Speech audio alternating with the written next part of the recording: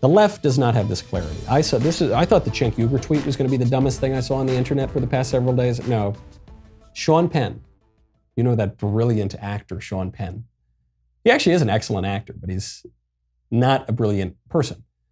He had the dumbest thing I've seen on the internet in a long time. I've read the New York Times recently. I've read the Washington Post recently. Sean Penn takes the cake. He said, quote, "Evangelical leaders should themselves be impeached by the Vatican."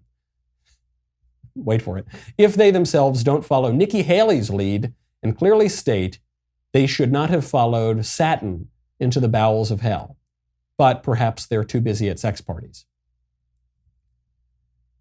There are many things wrong with this tweet. First of all, evangelical leaders probably will not be impeached by the Vatican because they are not Catholic.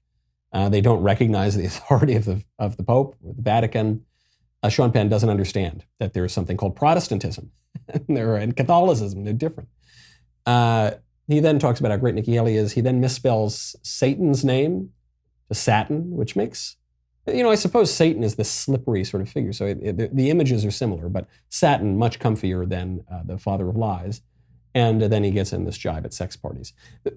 The reason I mention it is not really to probe Sean Penn's deep religious and political thoughts or the lack thereof, but to show, as Ronald Reagan once said, it's not what people don't know that gets them into trouble. It's what they know for certain that just ain't so. Sean Penn doesn't know anything. People, especially during the Bush administration, they tried to make Sean Penn out to be this intellectual leader of the left because he's a good actor, so he kind of looks really intelligent. He's got this kind of squishy, smoldering face, and it seems like he's deep in thought. I think all that is going on in his head is the whistling going from ear to ear. I don't think there's a whole lot going on in there. But he looks that way. And I think this is true of the left. When the left is talking about any topic, American history, the nature of the regime, American government and civics, the cultural and moral considerations, they just not only don't know what they're talking about, but they know so many things that aren't so. And they're offering this kind of narrative. You'll notice they always use this term narrative. That crazy Congress lady that we discussed at the beginning of the show, who's calling for a truth commission, does this. The 1619 Project does this. They say we need to reframe the narrative. And in part, the reason that they do this is because the way we tell stories affects how politics will play out, but also because the left seems to have embraced a radical skepticism about objective truth. When they talk about intersectionality or lived experiences, that's another term they use. What they're suggesting is, or my truth, or your truth, or this is how I feel. What they're saying is that we can't rely on objective reality. There isn't any such thing as objective reality or objective truth. It's all just a social construct. There's no men or women. It's all socially constructed. And so the narrative is everything. A lot of this comes from what some kind of radical academics during the mid to late 20th century, Derrida in particular, and some of Derrida's followers will claim that this is not really what he meant, but he said there's nothing outside the text.